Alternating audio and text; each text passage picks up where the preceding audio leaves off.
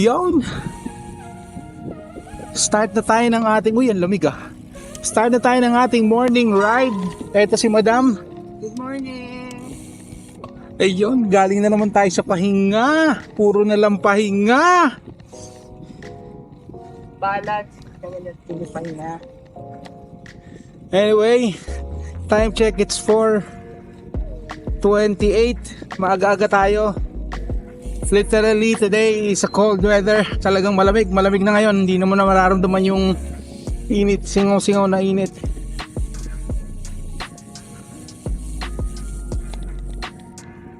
Malamig. Mahangin. Sarap mag-camping. Masarap ng mag-camping ngayon. Hindi siya malamig na nakakainis. Rest mo. Hindi pa siya yung talagang... Hindi mo pa kailangan mag-jacket. So ganito yung mga masarap pagpunta sa mga campingan. Dahil yung ma-enjoy mo yung labas. Hindi yung magkukulong ka sa tent na napakalamig. Iyo. So, baka lang mag-camping tayo sa Friday. Titignan natin. Kung hindi kami tamarin. Yun lang. Hindi kami tamarin. Bumili ng kung ano-ano.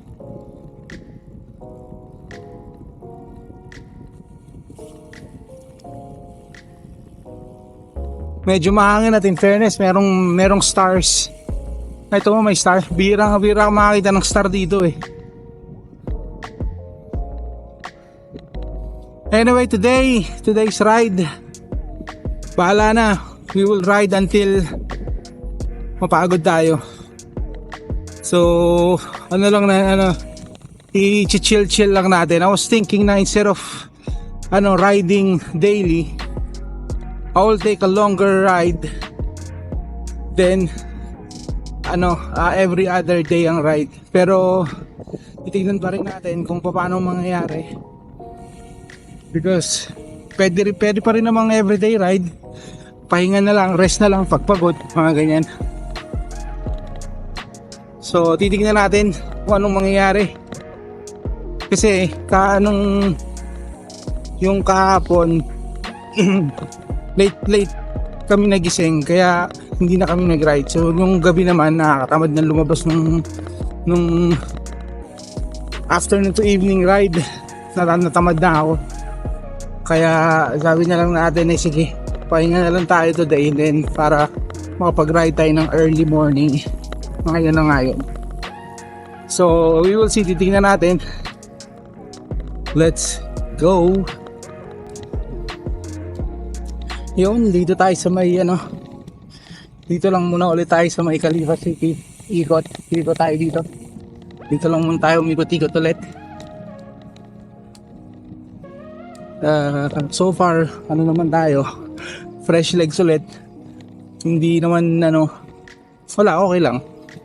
Hindi siya sore, hindi siya pero hindi rin siya out of tune. Alam mo yung gano'n na wala sa kondisyon. Mukhang kondisyon naman. Kaya naiisip ko na ganyan na di every other day yung ride. Pero titignan natin kung anong kahihinatnan.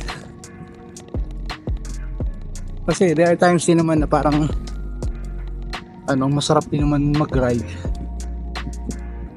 Basta pag gawin na lang natin.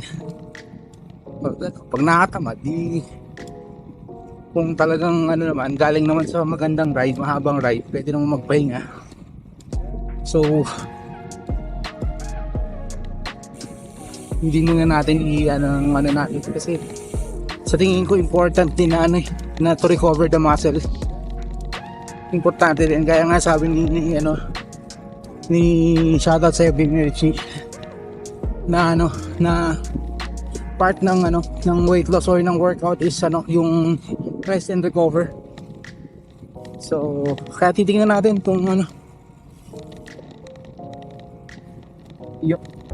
Madam, malamig? Sarap? Oo. Friends ko. Kapag gusto kong mag-camping ng ganyan, hindi ka naka-jacket, nag-jogging pants. Ayan. So mukhang matutuloy ang camping natin, pero depende pa rin talaga sa sipag namin. Ayun, let's go!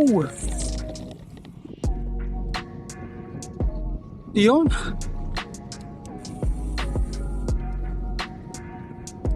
Nakaka 20 kilometers na tayo. Yan pa rin si Andiyan pa rin si Madam sa likod. Itong part na to, sobrang hangin dito. Mahirap pagpawisan ngayon kasi bukod sa mahangin, malamig yung hangin. So, medyo okay pa naman tayo. Hindi pa naman tayo napapagod. 20 kilometers. So, hopefully, makapag-ride tayo ng mahaba-haba hanggang sa umaraw. Titignan natin kung gaano kalakas tong hangin kasi kada daan namin dito palakas ng palakas, ano? Na? Sabi ko kada daan natin dito palakas ng palakas yung hangin.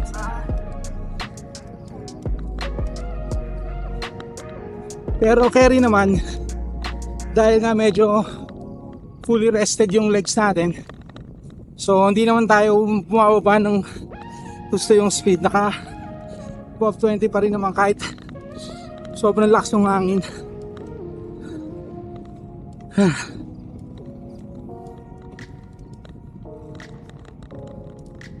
Ito na yung sinasabi ko na pag ganito nakalamig, although hindi pa naman talaga siyang malamig na malamig. Siguro ang temperature siguro mga nasa 22, 23 ganyan. Hindi naman 23, 24 siguro ang mga temperature. Pag ganito na kalamig ang ang panahon, mahirap ng pagpawisan. Yung mga babae tumatakbo, boys sa pawis. Yung kanina, ayaw hindi pinapawisan. Tuyo ka na kaagad. Hindi kasi syempre sa atin, mas malakas yung buga ng hangin dahil umaandar tayo. Kaya ang ang pawis mo tuyo ka agad. Pero pag umistab ka naman, mararamdaman mo naman yung init. I mean, yung init ang katawan mo. Kaya lang pag gantong moving, hindi ka talaga kapawisan kasi because of the cold wind. Actually, hindi pa siya cold eh. Ano siya, yung presko. Yun. So far, 20 kilometers, 51 minutes.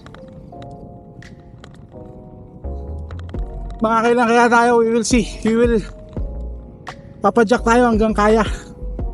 So kung ano man yun, abangan.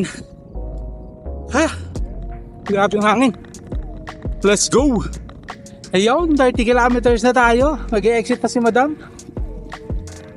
Madam, ano masasabi mo sa ride natin today? At pakahangin. But did you enjoy? Masarap naman siya. Pinawisan ka ba? Oo. Pero hindi not as usual na pawis, ano? Pero pawis ako. Lalabas lahat yan pag tumigil ka na. Pag yung hindi na mahangin. Ayun. Exit na si Madam. Magtukontinue pa tayo. Magbabike tayo hanggang sa dumugo yung singit natin. Joke lang. Diba saan hanggang kaya? Hanggang kaya. Siguro pag hindi ko na kaya, isa pa. Yung ganun. Push a little more.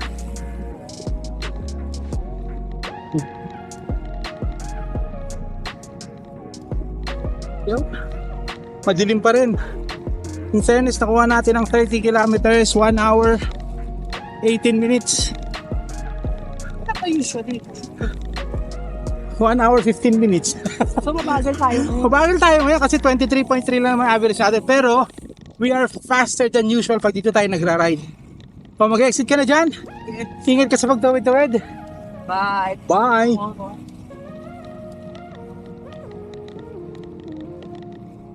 Yun. Exit na siya doon. Tayo, continuous pa tayo. Hanggang sa lumabas yung araw.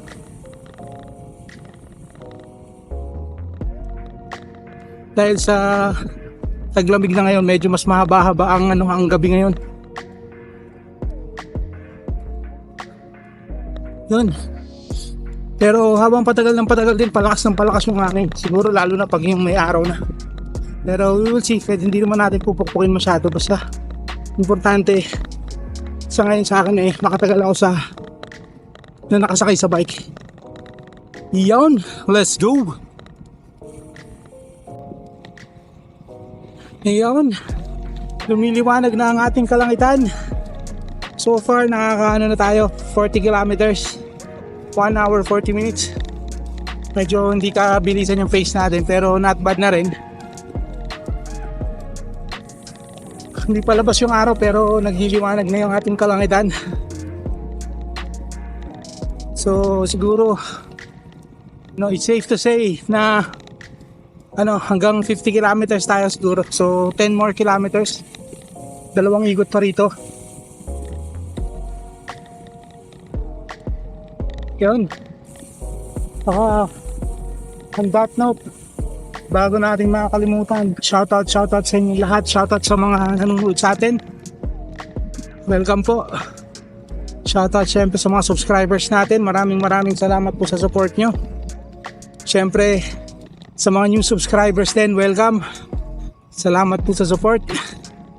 Yun sa mga nakapanood na hindi pa nakasubscribe, pasubscribe na lang po. Salamat po sa support nyo. Isang click lang yan, libre naman yan. Mas maganda yung feeling na nakakatulong. Yun. Siyempre sa mga suwi natin, Mr. and Mrs. Tatoyane Adventure, kay Master Antonio, tsaka kay Ma'am Mary, kay Happy Pedal, Fort Cliff, si RJ Candelaria, si Moy, si Remski, si Romski, si Coach Paul, si Pimerchi, si Nupa, at sa inyong lahat. Ay ako, salamat ko kay Jung Stevie pala. Sino ba kay next time sasaluhin natin lahat yan. Yun, liwaliwanag na yung kalangitan. Let's go! Yun, finally nakaburin tayo ng 50 kilometers.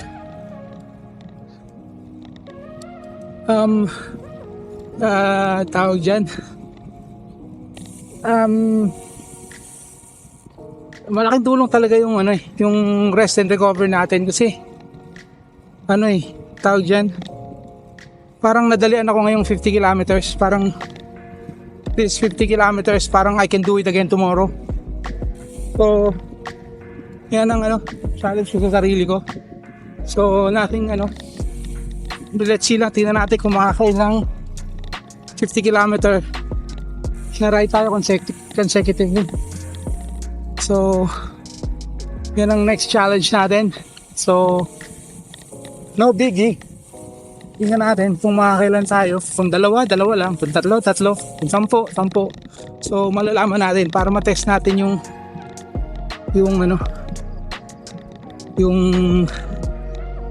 lakas natin sa pagbabike. Tignan natin kung makakailang 50 tayo.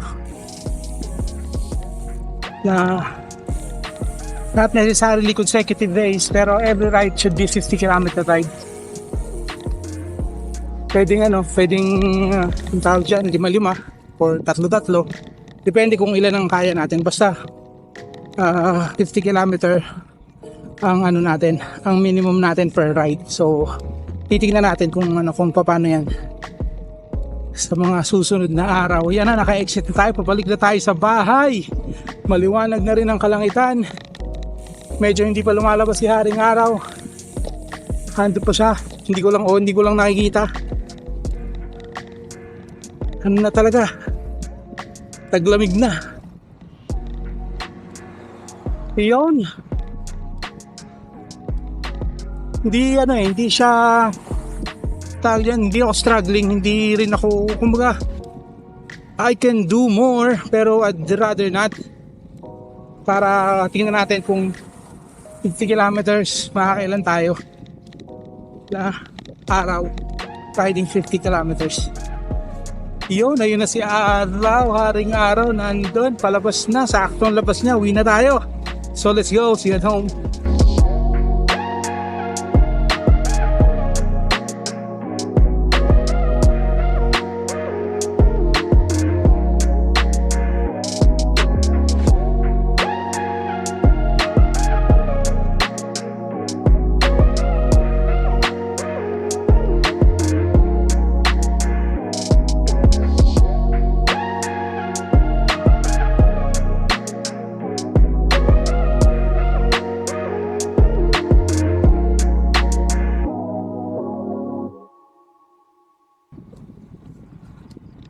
Yun, ayan na. Home sweet home na tayo. Malapit na tayo sa bahay. So, syempre, thank you Lord for the safe ride. And salamat na rin sa mga nakanood. Salamat sa mga nakaabot dito. Those sa mga hindi pa na-subscribe, pa-subscribe na lang po. Malaking tulong po sa atin yan. So yun, hanggang dito na lang ang ating video for today. So if you find this entertaining, interesting, and helpful, please like, share, and subscribe. Let's go. See ya.